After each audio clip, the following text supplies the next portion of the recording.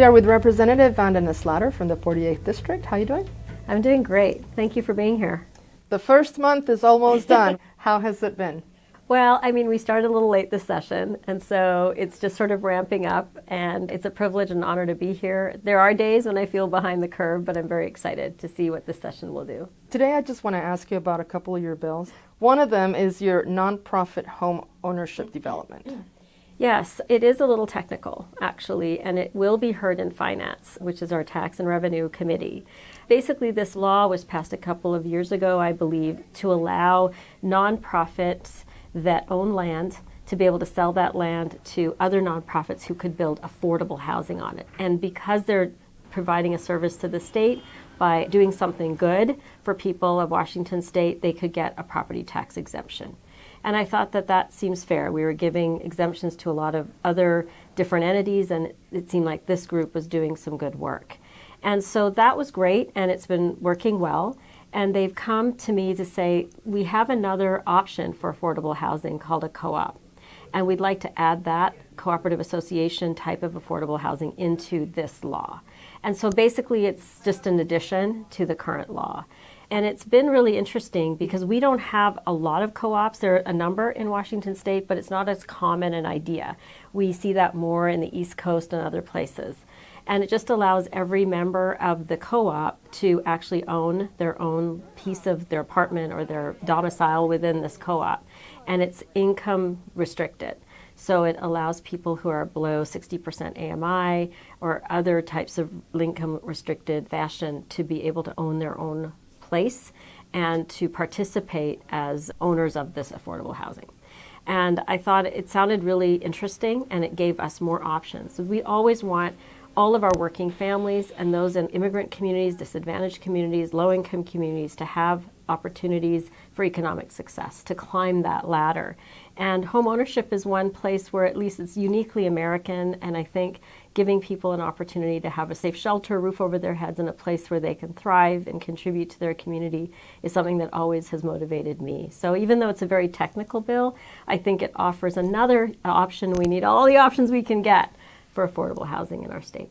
The second question is Washington Health Corps. What's that about? Yes, so currently we have a shortage of mental health care workers and behavioral health specialists. And we know that there's a crisis in our state to supporting people in rural and urban communities in mental health services. So in Washington State, we have something called a healthcare loan repayment program. And it allows people who go into the healthcare fields to get their loans repaid if they work in an underserved rural community. I'm adding an additional option for healthcare providers. So if you want to be a social worker or a nurse or a physician or a pharmacist or anyone in the healthcare field, if you're willing to work in an underserved mental health and behavioral health clinic in our communities, then I would like to be able to provide that same loan repayment to you.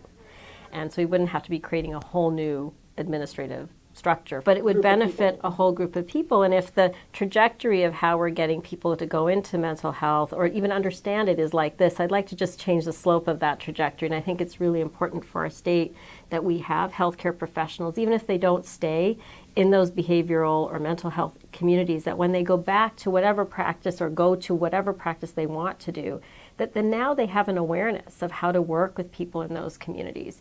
And perhaps they will stay. I think also for people who are choosing to stay in that workspace, they don't get a great rate, a good wage. And I might not be able to do anything about that, but if I can help them pay, if I can pay their loan, their student loan, then they have money in their pocket as well. And that sort of adds more to their ability to want to stay and be able to remain in those fields, because we're losing people from the mental health care area. So we are calling it the Washington Health Corps because it will still include the same rural underserved, but now it will add an additional option. And if in the future we have other underserved areas, we can add another line item.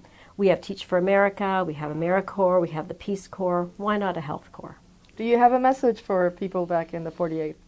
Well, I'm very proud to represent my district. I feel like I have the best district.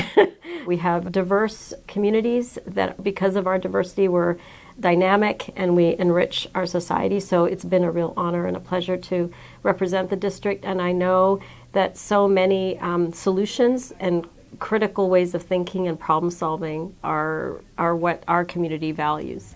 So I'm very proud to represent that community, and I hope that I'm bringing those values here.